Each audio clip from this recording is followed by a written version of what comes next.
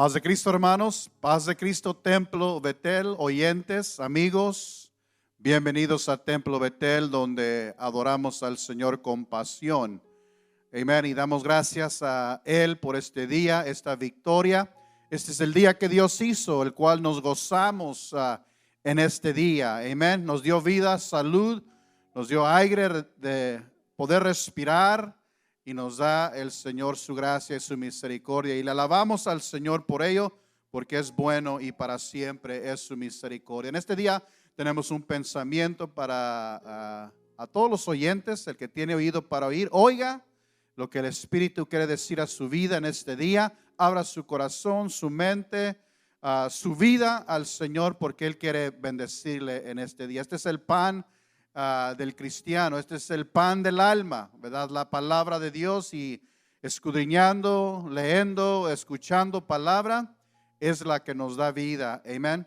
Y gracias a Dios por ello. En este día que quisiera depositar un pensamiento en sus corazones, le he intitulado: mirad cuál amor nos ha dado el Padre. Mirad cuál amor nos ha dado el Padre. Vamos a tomar un vistazo a esa invitación a mirar este grande amor que Dios tuvo, que Dios mostró por nosotros, que siendo aún pecadores, Dios nos amó y se entregó a sí mismo. Tomó velo de carne, bajó de arriba a esta tierra, a este planeta, ¿verdad? Para a darnos oportunidad de recibir la vida eterna, de ser llamados hijos de Dios. Y vamos a estar mirando ahí en la primera de Juan, capítulo 3, versículo 1. Primera de Juan 3, 1. Dice de la misma manera Juan: mirad, observar, mirad cuál amor nos ha dado el Padre para que seamos llamados hijos de Dios. Por esto el mundo no nos conoce, porque no le conoció a Él. Mirad cuál amor nos ha dado el Padre. Padre celestial, en este momento, Señor, me pongo en tus manos, Señor, que tú hables, que tú seas esa voz, Señor, que me uses a mí como instrumento, como vaso, Señor, para que fluya, Señor, ese pensamiento, esa palabra, aquel corazón necesitado, Señor. Úsame, Señor, Jesús, aleluya, y habla a vidas, a corazones, Señor. En este día te lo suplicamos en el nombre de Jesucristo. Aleluya. Mirad, observar, como que Juan lo dice con exclamación: mirad cuál amor nos ha dado el Padre. Aleluya. En este día quiero hablar, hermanos, de esta parábola muy conocida, muy predicada, muy enseñada, la del hijo pródigo. Pero, hermanos, esta parábola nos denota el proceso, hermanos, de nuestra conversión. El hombre y la mujer que está viviendo lejos de Dios, lejos de la casa del Padre, está perdido. Aleluya.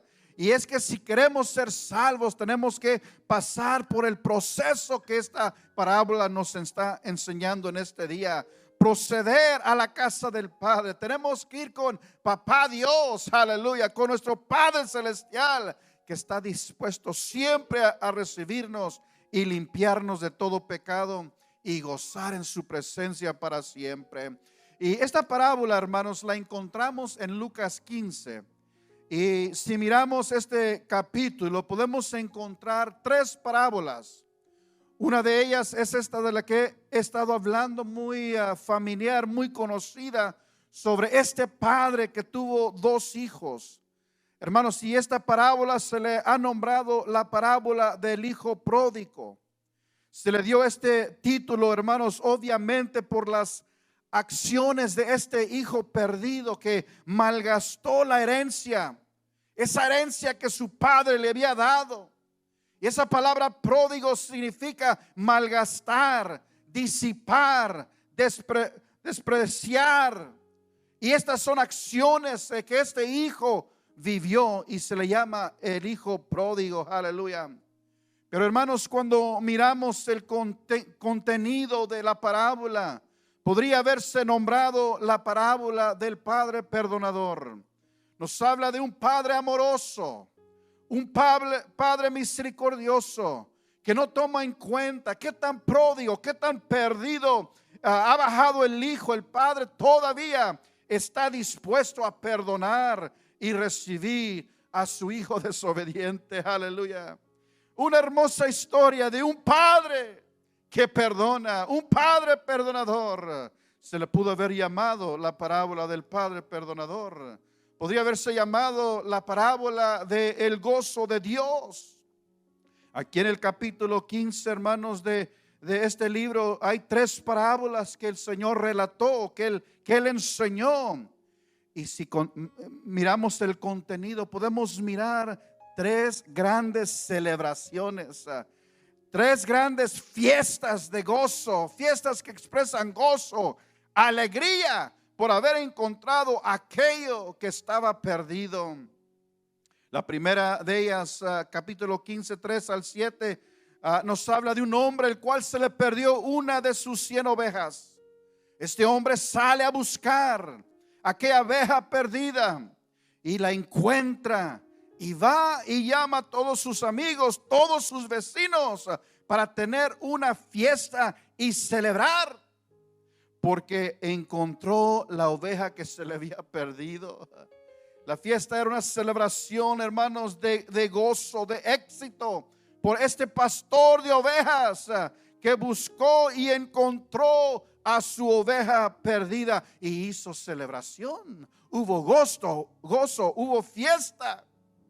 También nos habla de otra parábola que el Señor, hermanos, relata de una mujer que perdió una de sus 10 monedas, sus 10 dracmas. Esta mujer dice que enciende su lámpara, ahí en su casa, barre la casa y busca aquella moneda perdida. Dice que hasta que la encuentra. ¿Y qué es lo que hace? Dice, y ella también llama a sus amigos y tienen una celebración. Esta fiesta era una celebración de gozo por el éxito de haber encontrado la moneda perdida. Y obviamente esta tercera parábola de este hijo que estaba perdido, que se encuentra, y el padre hace una celebración e invita a todo el pueblo a venir a la fiesta. 3 grandes fiestas, 3 grandes celebraciones que demuestran la alegría de Dios, el gozo de Dios, porque Él vino a buscar y a salvar lo que se había perdido, que al encontrarlo hay fiesta en los cielos. En el caso de la oveja perdida, Jesús dijo, os digo que así habrá más gozo en el cielo por un pecador que se arrepiente, que más de 99 que no necesitan arrepentimiento porque se consideraban justos.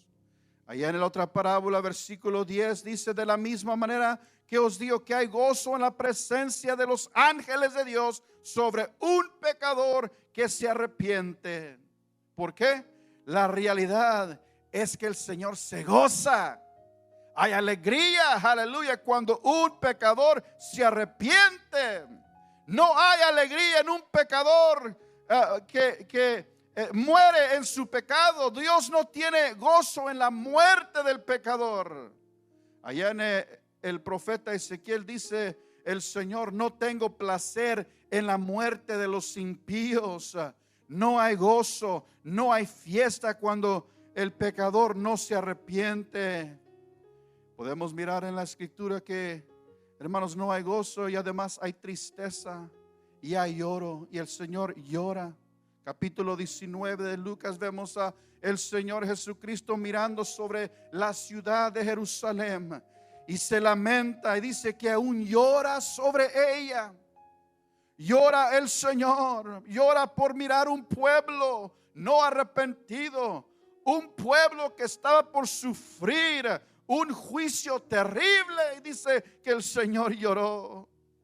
Capítulo 13 de Jeremías, encontramos a Jeremías llorando las lágrimas de Dios por la desolación del pueblo de Israel, que está a punto también de recibir juicio divino. Dice Jehová, no tengo placer en la muerte de los impíos.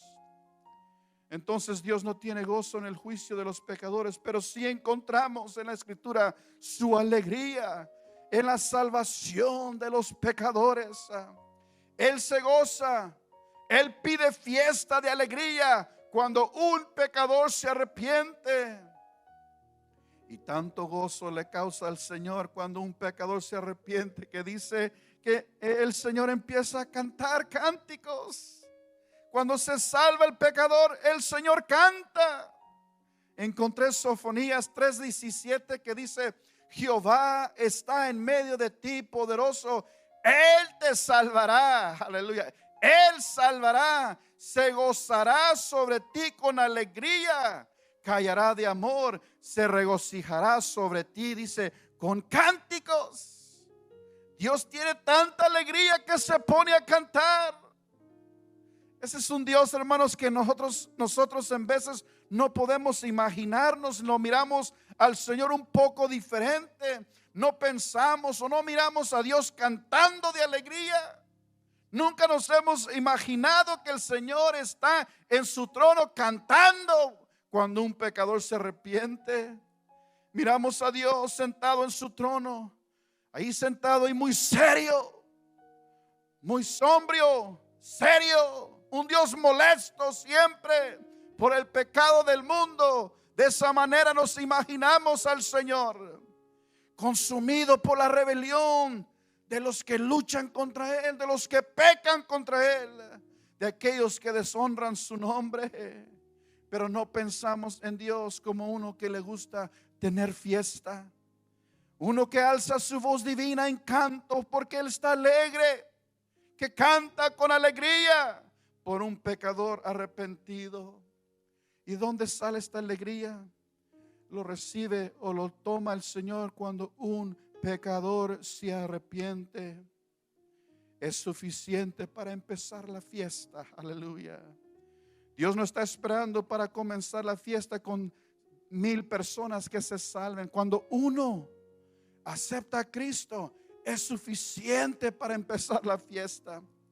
No está esperando que comience la fiesta cuando 100 personas se salvan. No, solo se toma cuando venga una persona a Jesús para que empiece la fiesta. Y esta es la alegría del cielo y está dirigido hacia Dios por esa increíble obra de redención que Él hace. La historia del hijo pródigo relata ese proceso.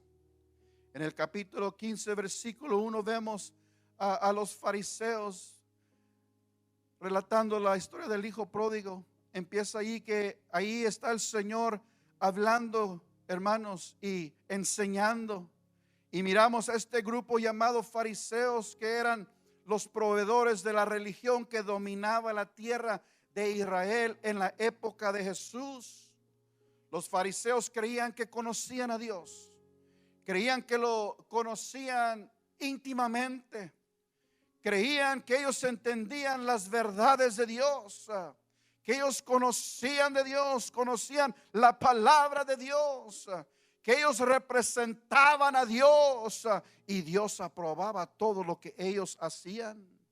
Pero vino Cristo, hermanos, y se dio de tarea en su ministerio de destruir esta ilusión de los fariseos, mostrar al pueblo y a los fariseos que ellos verdaderamente no conocían a Dios.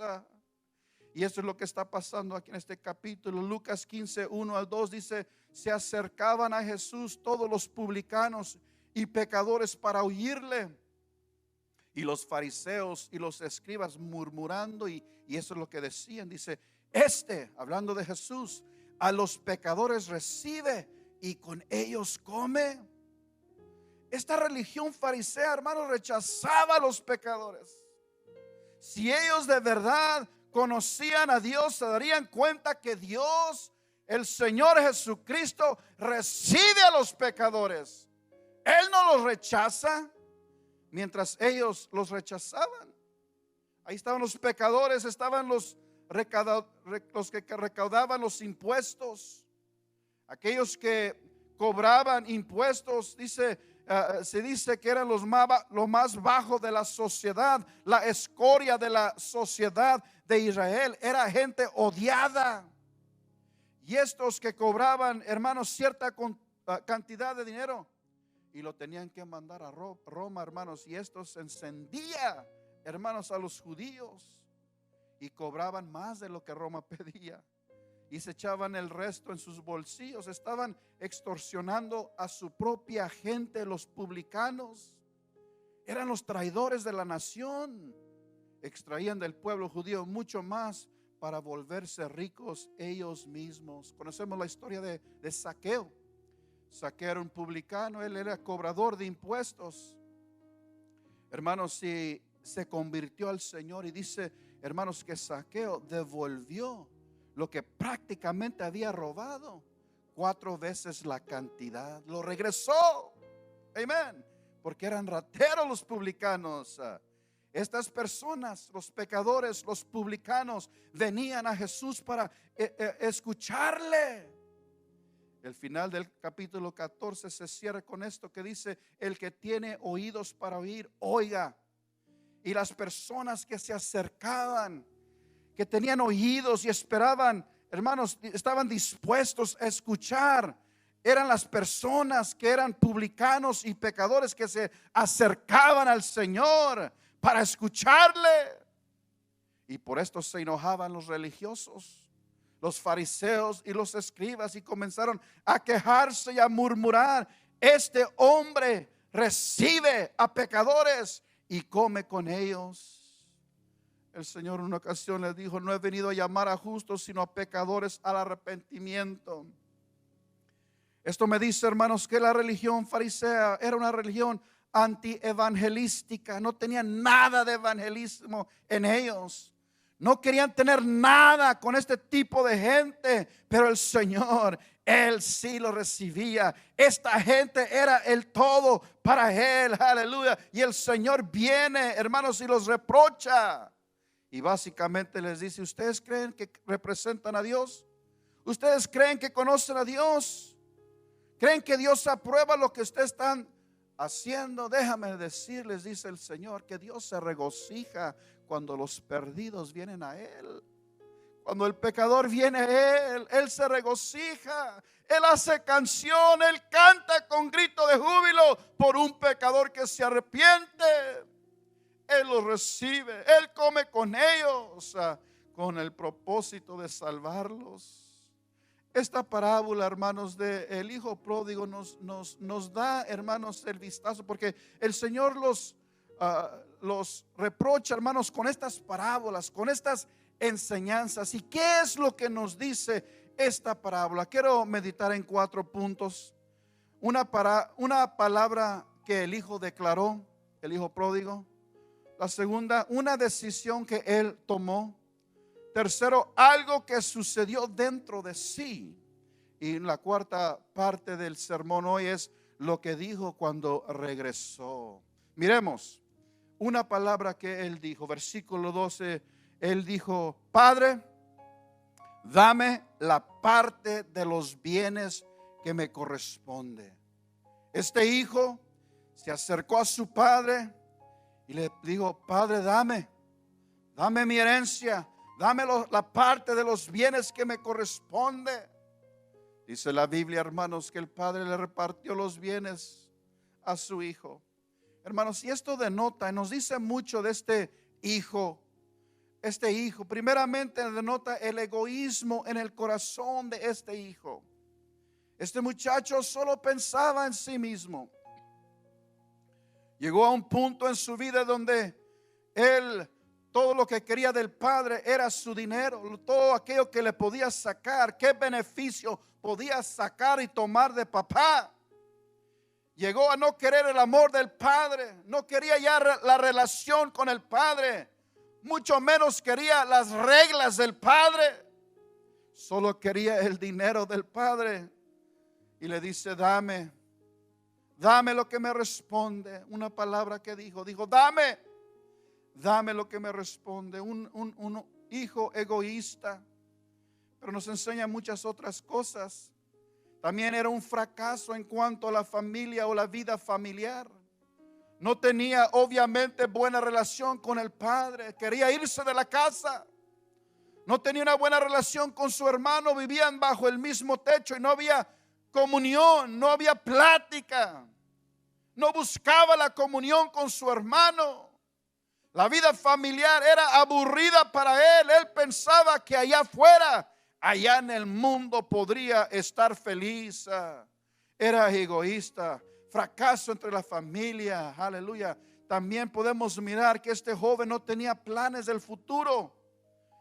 Solo tenía planes para malgastar el dinero que el padre le iba a dar. No tenía en serio las cosas del futuro, el plan del futuro. Y aquí en la evidencia la tenemos en estos versículos. Dice que este joven desperdició todo lo que el padre le había dado. Y dice que no le quedó nada y terminó apacentando cerdos. Tampoco tenía amigos.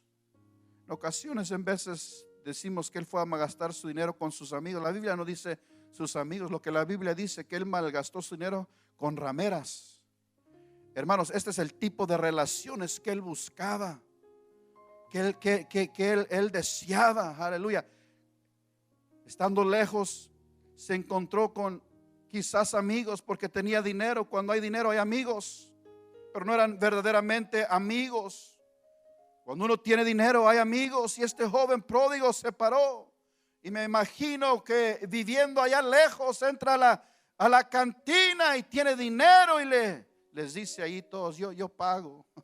¿Y qué pasó? Se le acercaron los amigos, pero no son amigos. Mientras uno tiene dinero, ahí está la gente, pero cuando se acaba el dinero, se acabaron los amigos. Y este joven no tenía buenas relaciones, no buscaba aquello que era beneficio para él. Estos amigos los quiso comprar con dinero, pero se dio cuenta que mientras había dinero, ahí estaban los amigos, y se le acabó el dinero y le dijeron, no te conozco. Aleluya. Una persona que no tiene relaciones importantes es afectada gravemente. Se vuelven solitarios, se van lejos de la familia, viven perdidamente. Esto lo miramos en la sociedad de hoy. Jóvenes, adultos, hombres, mujeres, vagando de ciudad a ciudad, multitudes de hombres y mujeres durmiendo en las calles. Yo me pregunto, ¿dónde están sus familiares? ¿Dónde están sus hijos? ¿Dónde está su esposo, su esposa? Y esta palabra, hermanos, de que hizo este hombre, y esta decisión lo llevó aún a perder su dignidad. Le afectó socialmente, emocionalmente, moralmente, físicamente, de tal modo que fue a comer y llenar su vientre de las algarrobas que comían los cerdos. Todo comenzó con esta palabra: Padre mío, o Padre, dame.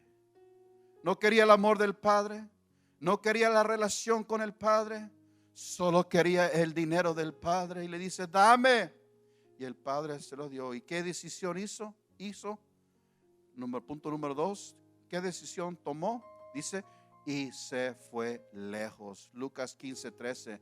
No muchos días después, juntándolo todo, el hijo menor, miren, se tomó días para recobrar todo lo que el padre le había dado. No muchos días después, juntándolo todo, el hijo menor se fue lejos a una provincia apartada. Días se tomó para juntar lo que el padre le había dado. Todas las bendiciones que el padre le había dado, aquellas que tenía él y gozaba en la casa del padre.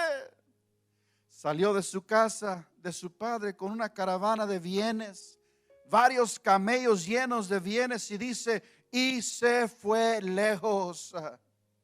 Salió de su casa con una sonrisa, salió de su casa riéndose, salió de su casa sintiéndose liberado. Muchos de los hombres en estos días, jóvenes, adultos, salieron de la casa dizque felices y libertados, pero ahora están durmiendo en las calles. Y este joven, equivocadamente, que él podía encontrar la felicidad viviendo lejos del Padre. Quería vivir sin reglas del Padre, sin escuchar sermones del Padre. El gozo y la felicidad, él pensaba que estaba ya lejos de papá, lejos del Padre. Él quería vivir su vida a su manera, a su propio modo, poner sus propias reglas, llegar a casa a cualquier hora de la noche, hacer las cosas como a él bien le parezca, al modo de él. Egoísta, sin futuro, sin relaciones sanas. No quería nada del Padre sino su dinero. Y termina el versículo 13 diciendo: y desperdició sus bienes viviendo perdidamente. Llegó el tiempo cuando se le acabó todo. Ya no había papá, ya no había hermanos, ya no había amigos, no había dinero, no había ni aún rameras. Aquellos camellos llenos de bienes ya no existían. Y dice: y tuvo hambre. Tanta hambre que se tuvo que humillar. Llegó con un hombre el cual lo humilló aún más. Un hombre que no era su padre, un hombre que no era su amigo, un hombre que no era su hermano. Este lo humilló y le envió a apacentar cerdos. No le invitó a su casa a cenar, no le ofreció un vaso de agua, no le invitó a su casa para un baño, no le vistió de ropa decente, le mandó a apacentar cerdos. ¿A dónde llegó este joven? Empezó con pensamientos de grandeza, independencia, de libertad. Todo sonaba bien, pero terminó en lo más bajo, terminó en el lodo cenagoso. Hermanos, el intento del Señor al relatar esta parábola es que el hombre sin Dios se encuentra en la gravedad de esta situación, lo más bajo de lo más bajo. El que no tiene relación con Jesús está perdido, sin Dios, sin esperanza. Dice la Biblia: por cuanto todos pecaron y están destituidos de la gloria de Dios, y todos tenemos que proceder a una conversión de hijos de ira a hijos de Dios, de ser llamados hijos de Dios. Dios busca la conversión de un pecador. Él busca el arrepentimiento del pecador. Y esto, para adquirirlo, tenemos que pasar por un milagro. Y un milagro sucedió en este joven. Miren, salió diciendo: dame. Después se fue lejos, malgastó todo. Y cuando ya no había nada, algo sucedió dentro de sí. Algo sucedió dentro de él. Dice la Biblia que volvió en sí. En otras palabras, recobró el entendimiento. Dice que volviendo en sí dijo: ¿cuántos jornaleros en la casa de mi padre tienen abundancia de pan y yo aquí parezco de hambre? Se dio cuenta de su condición. Se dio cuenta de su locura, su extravio, de su pecado. Sucedió un milagro en él. Volvió en sí, recibió su mente para atrás. Qué bendición es volver en sí. Y empezó a reflexionar en las bendiciones que había en la casa de su padre. Se acordó de su padre. Se acordó de los platillos deliciosos que estaban en la mesa del Padre. Sabrosos platillos que aún los jornaleros disfrutaban de ellos. Y aquí él sufriendo de hambre. Y fue una reflexión, una experiencia que lo impulsó a tomar una determinación. Este es un milagro. Le abrió el entendimiento para apreciar la casa de su padre. Un milagro que lo motivó a acción, a moverse, a tomar acción, levantarse, hacer algo. Versículo 18 dice: me levantaré, iré a mi padre, le diré: Padre, he pecado contra el cielo y contra ti. Las palabras que él dijo. Este es el milagro de la regeneración. En esta historia o parábola describe lo que sucede al ser humano, describe lo que Dios hace cuando uno reflexiona y vuelve en sí. Esta es obra, iglesia, del Espíritu Santo que le da vida a un pecador. El Espíritu le hace reconocer su vida pecaminosa, lo impulsa a regresar a Dios, a volver a conocer a Dios. Una nota muy importante: él no volvió en sí cuando tenía dinero, cuando tenía amigos o cuando tenía para pagar aún las rameras. Volvió en sí cuando estaba en lo más hondo de su vida. Dios llama al hombre cuando está en diferentes etapas de la vida, pero este joven lo llamó cuando estaba en la soledad, cuando no tenía nadie a su lado, no tenía nada, solo lo que tenía era hambre, y fue humillado y usado para un trabajo inmundo. Este joven obviamente era un judío, hermanos, y este animal, el cerdo, era un animal inmundo, y aquí este hombre lo usa para un uso inmundo. Y cuando estaba en lo más bajo de su vida, volvió en sí.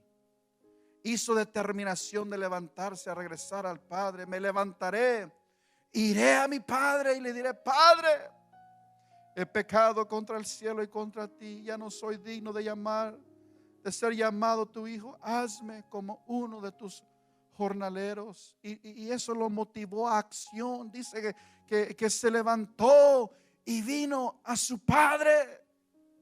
Lo que Dios busca: aquellos que se han desviado, aquellos que viven lejos, que el Señor los está llamando a través de la predicación, la enseñanza, que regresen a casa, que regresen con el Padre.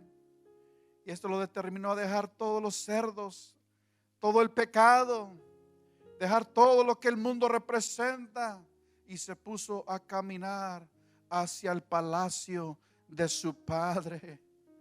Y llegando a la casa del Padre, exclamó: Padre, he pecado contra el cielo y contra ti. Versículo 4 dice que cuando él regresó: Padre, he pecado contra el cielo, ya no soy digno de ser tu hijo. Y miren lo que pasó, versículo 22. Pero el Padre dijo a sus siervos: sacad el mejor vestido y vestidle. Primero él tuvo que decir: he pecado. Primero reconoció. Antes de decir he pecado, hermanos, no sacaron el vestido mejor, hermanos, no sacaron el anillo, hermanos, el becerro. No, tuvo que pasar por el proceso del arrepentimiento primero. Dice: y traer el becerro gordo y matadlo y comamos y hagamos fiesta, porque mi hijo muerto era y ha revivido, se había perdido y es hallado. Y comenzaron a regocijarse. Cuando volvió en sí, cuando él pudo decir: he pecado. Salió de la casa diciendo: dame, y regresa a casa diciendo: he pecado. Ya con una nueva actitud, una nueva mente, un nuevo aprecio. Esta palabra he pecado lo hizo mirar las cosas muy diferente. Ya no quería el dinero del Padre, solo quería el perdón del Padre. Algo bastante llamativo en la historia es la actitud de este padre. Por eso decía al principio que podía ya verse la parábola del padre que perdona, el padre misericordioso. Cuando mira al hijo venir hacia él, el padre corre hacia el hijo. Esta parábola podía haber llamarse de esta manera. Aleluya. El padre va y corre hacia él y se echa sobre su cuello y le besa. Y el hijo no fue el que corrió hacia él, sino que el Padre fue el que corrió hacia él. Qué escena tan gloriosa, hermanos. Y aquí está el Señor, hermanos, diciéndole a estos oyentes, los fariseos, hermanos, esta historia ellos no lo podían comprender, porque estaba en la ley que el hijo desobediente era llevado al centro de la ciudad y apedreado a muerte. Y los fariseos, ellos creían eso. Y el padre aquí recibe a su hijo, hermanos, y pide vestido, anillo, el becerro más gordo, y dijo: comamos y hagamos fiesta, porque mi hijo era muerto y ha revivido, se había perdido, es hallado. Y comenzaron a regocijarse. El pecador arrepentido causa gozo en la presencia de Dios, causa fiesta en la presencia del Señor. Y esta es la pregunta para el día de hoy. ¿No quisieras, amigo, que no has venido a Cristo? ¿No quisieras que el Señor empezara una fiesta a tu honor allá en el cielo? ¿No quisieras ser causa de gozo allá en el cielo? Dijo Sofonías: Jehová te salvará, sobre ti con alegría se regocijará, sobre ti con cánticos. Cuando uno viene a Cristo, Él salva y se goza con cánticos sobre nosotros. Este es el amor de Dios. Mirad el amor de Dios. Qué tan grande es el amor de Dios. Mirad cuál amor nos ha dado el Padre, de que ahora seamos llamados hijos de Dios. Antes éramos hijos de ira, pero ahora somos hijos de Dios. Y esta invitación de regresar a casa, regresar a papá, es para todo el mundo. Querido amigo, amiga, y quizás hermano, hermana, que te has desviado, Cristo te sigue esperando con brazos abiertos, porque Él te ama. Mirad cuál amor te ha dado el Padre. Padre celestial, te damos gracias, Señor, por este pensamiento, Señor, que nos hablas cada vez que escudriñamos estas escrituras, tus palabras, tus Señor, parábolas que nos enseñas grandes cosas, Señor, siempre relatando ese amor que has tenido con nosotros, que siendo aún pecadores, Señor, tú diste tu vida por nosotros. Bendice a Templo Betel, bendice a los oyentes, bendice a cada uno, Señor, en este día. Los suplicamos en el nombre de Jesucristo. Hermanos, Dios me los bendiga, me los prosperes y hasta la próxima. Dios me los bendiga. Amén.